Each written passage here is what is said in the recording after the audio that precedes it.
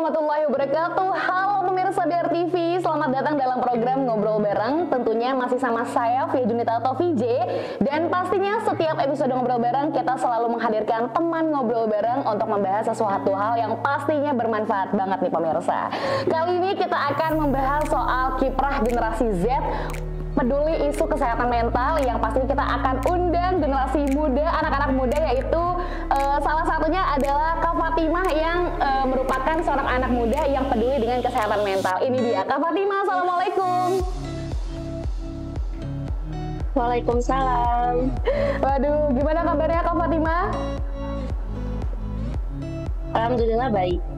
Waduh, luar biasa. Nah, ini Kak Fatimah ini salah satu anak muda yang berkiprah di dalam dunia sosial untuk peduli kesehatan mental nih. Kali ini kita akan ngobrol sama Kak Fatimah, tapi sebelumnya Kak Fatimah mungkin bisa memperkenalkan dirinya dulu kepada pemirsa BR TV di rumah. Kak Fatimah, silakan. Oke, halo semua pemirsa, nama aku Fatimah Zahra. Aku masih 3 SMA, berarti umurnya tahun ini 19 tahun, dan aku founder dari Dukungan Remaja, Organisasi Kesehatan Mental Remaja. Waduh, kelas 3 SMA? Iya, benar. Waduh, aku nggak kirain ini cukup sangat muda sekali loh, anak masih SMA tapi sudah membuat campaign isu kesehatan mental. Ini luar biasa loh Kak Fatimah ini. Nah, ini berarti ini Kak Fatimah orang mana kalau boleh tahu? Aku tinggal di Jakarta Utara, tapi kita untuk Dukungan Remaja itu kita base-nya online, jadi kita relawannya dari seluruh Indonesia. Oke, baik. Berarti orang Jakarta ya? Dan memang ini Dukungan Remaja ini memang dibuka kampanye itu online gitu ya. Nah Kak Fatimah, ini sebelumnya apa aja kegiatannya? Lagi sedang sibuk apa nih? Sekarang saya lagi sibuk sekolah sama sibuk Dukungan Remaja. Jadi Dukungan Remaja itu sekarang kita lagi mau open recruitment nih gitu. Dan juga kemarin minggu lalu itu ngajar di sekolah SMA, dan juga kesibukannya sih antara Dukungan Remaja dan sekolah aja sih Kak gitu. Oke, ikut organisasi mungkin di luar sekolah itu? Enggak, Dukungan Remaja organisasi aku sendiri yang aku lagi giatin. Fokuskan ya? Iya, Waduh, ini menarik sih. Maksudnya anak sekolah gitu ya, SMA, tapi sudah membuat ini berarti sebuah organisasi atau komunitas. Organisasi berarti ya? Iya, organisasi sosial. Nah, organisasi sosial yaitu Dukungan Remaja, yang mana itu banyak mengkampanyekan soal isu-isu kesehatan mental. Ini menarik banget.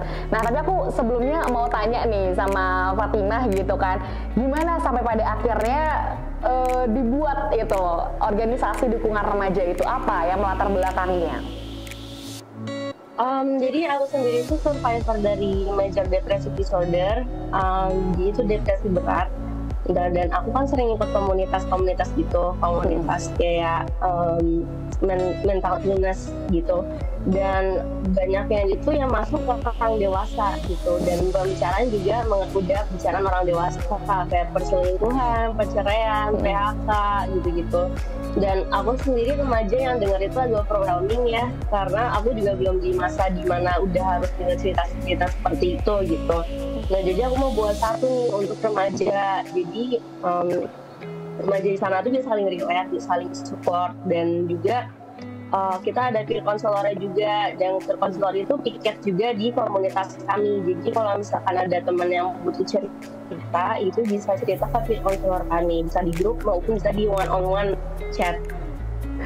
Waduh, ini ruang yang sangat luar biasa, dan mungkin banyak ya anak-anak muda yang jadi ngerasa feeling lonely, ada wadah ini Dukungan Remaja. Dan ini maksudnya sifatnya gimana? Maksudnya ataukah kayak psikolog gitu, misalkan pendaftaran bayar dan lain sebagainya, atau gratis? Ini tuh gratis, tapi kita si konselor nggak kita khususin untuk dari latar belakang psikologi, karena menurut aku mikirnya itu kita nggak perlu jadi mahasiswa psikologi untuk dicurhatin gitu. Aku tuh pengen ini tuh sebagai teman aja gitu. Jadi temennya ini tuh menangani curhatan, tapi dia udah dilatih sama psikolog dan konselor dan konsultan gitu. Tapi mereka nanganinya tuh kasus yang non profesional, sama kadang biasanya kasus yang non profesional tuh kayak misalkan pertemanan, keluarga, sekolah, itu kadang itu yang bikin overthinking kan sih gitu. Jadi biasanya banyak di masalah kecil-kecil seperti itu tuh kita membantu remaja. Jadi untuk day to day life-nya itu tuh kita membantunya seperti itu.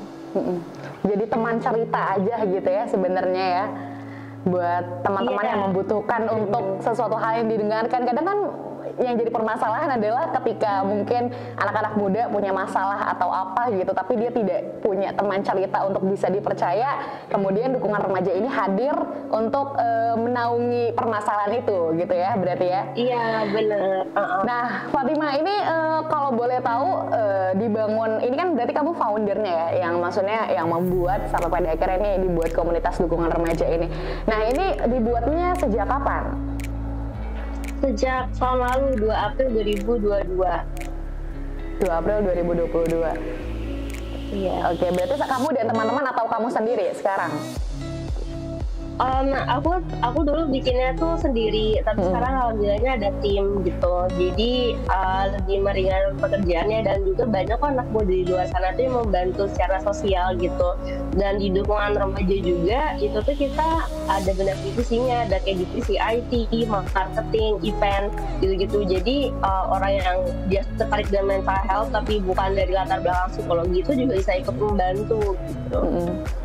Jadi memang sekarang sudah dibentuk secara beberapa tim dan bagiannya gitu ya. Kayak tadi mungkin ini jadinya lebih tertata gitu ya. Tadi ada tim event gitu ya, tim marketingnya dan lain sebagainya.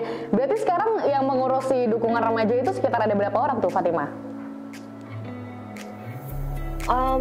Ada sekitar 20 orang. 20 orang. Dan biasanya apa, dari teman-teman kamu semua atau di luar?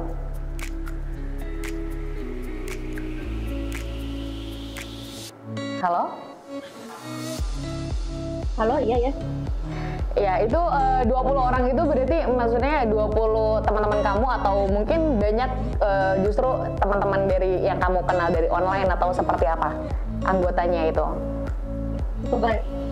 Kebanyakan teman dari online sih, jadi ada juga teman SMP aku ikut dia tergabung, ada juga yang aku buka pendaftaran online dan itu dapat dari seluruh Indonesia.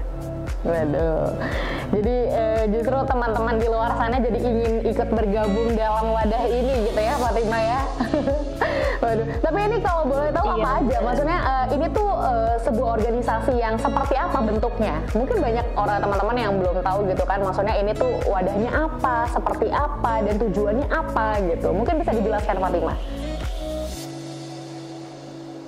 Oke, jadi visi kita itu tempat support system untuk remaja. Karena aku ketika dalam masa depresif itu tuh aku alhamdulillahnya ada support system, yaitu dari keluarga, dari psikolog, dari psikiater. Nah, cuman nggak banyak orang yang bisa punya dapat privilege seperti itu. Dan aku mau buat satu untuk mereka gitu. Dan jadinya itu ini tuh kayak organisasi yang ada anggotanya itu yang menikmati fasilitas layanan, dan ada relawan atau pengurus yang menjalankan visi dan misi dukungan remaja. Jadi kalau untuk anggota, dia tuh kita ada fasilitasnya ada lumayan banyak, ada support group, ada berkonselor, animenya strategis, di mana kita bisa cerita panjang kali lebar tanpa diketahui identitasnya, tapi bisa ditanggapi sama orang-orang di grup Discord tersebut. Jadi kita pakai Discord sebagai grup untuk berkumpulnya gitu.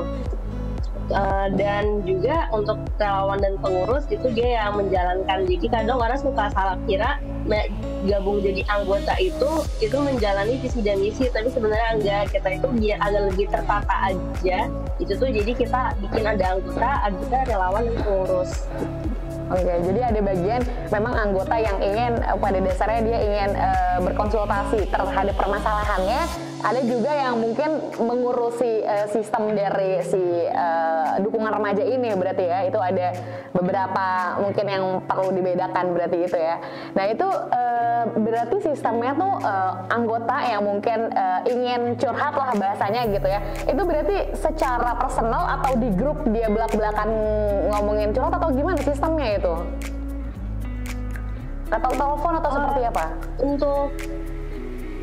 Untuk via chatting sih, untuk sekarang via chatting dulu soalnya karena untuk misalkan kasus yang berat yang membutuhkan seperti video call atau voice call, terus saya dukungan remaja mau bermitra dengan psikolog dan psikiater gitu. Jadi peer counselor itu menangani kasus-kasus yang tidak berat.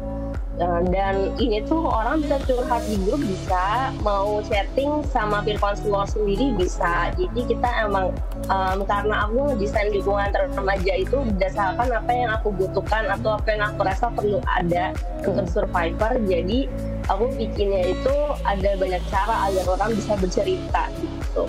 Jadi mau di grup boleh gitu ya, mau personal mungkin bisa gitu ya. Waduh, ini menarik sih, maksudnya ada yang maksudnya kamu dan teman-teman konselor yang lainnya ingin bersukarela mendengarkan keluh kesah orang lain yang mungkin secara ininya kita kadang mikir, waduh kita juga punya permasalahan sendiri dan lain sebagainya. Nah sebenarnya apa namanya yang sampai pada akhirnya kamu kepikiran untuk kayak ikut berkontribusi secara sukarela gitu untuk membangun dukungan remaja ini? Oke, dukungan remaja sendiri itu gratis ya. Jadi fasilitas menjadi anggota itu gratis dan gabung jadi anggota itu selamanya gratis. Yang membuat aku pengen buat dukungan remaja karena itu sih Kak, karena aku emang survivor sendiri. Jadi ketika aku relapse, aku itu ingatnya aku tuh punya sense of purpose. Jadi kayak aku tuh punya tujuan hidup untuk membantu orang lain gitu. Dan jadi motivasi terbesar datang dari diri aku sendiri, dan tapi kadang bisa jadi penghambat juga kalau misalkan lagi relapse. Tapi aku coba, karena aku punya support system yang bagus ya, jadi aku ngerasa kayak aku tuh bisa bantu yang lain loh dengan menggabungkan banyak orang, dengan kayak misalkan psikolog, konselor, dan konsultan itu untuk dilatih untuk melatih peer counselor untuk mendengarkan. Itu tuh menurut aku bisa membantu orang lain juga gitu. Tapi ada teknik-teknik khusus, maksudnya yang kamu buat rulesnya terhadap tim, kan kamu juga punya nih tim konselor yang mungkin mendengarkan curhatan-curhatan dari para anggota kamu yang masuk ke dukungan remaja itu. Nah itu ada nggak rules yang memang mungkin nggak semua orang ya di tim itu yang mungkin satu visi dengan kamu gitu kan, kayak maksudnya entah itu misalkan dia menanggapinya secara agak emosional dan lain sebagainya. Nah kamu ada nggak kayak struktural yang kalau misalkan teman-teman anggota curhat kayak gini, kita responnya nggak boleh kayak gini, atau make it flow aja seperti ya udah impersonal yang secara diri kamu, gimana caranya yang kamu menanggapi ya udah secara personal kamu, atau seperti apa, atau ada prosedurnya atau gimana? Untuk peer counselor itu ada salah satu kayak etikanya gitu sih kita bikin. Jadi etikanya tidak boleh menjudge, tidak boleh menggurui, tidak boleh memerintah juga. Itu diajari oleh psikolog sama konselor gitu. Nah, dan mereka itu peer counselornya itu harus melewati beberapa tahap untuk diterima jadi peer counselor. Mereka itu harus psikotes, dan gitu juga harus interview.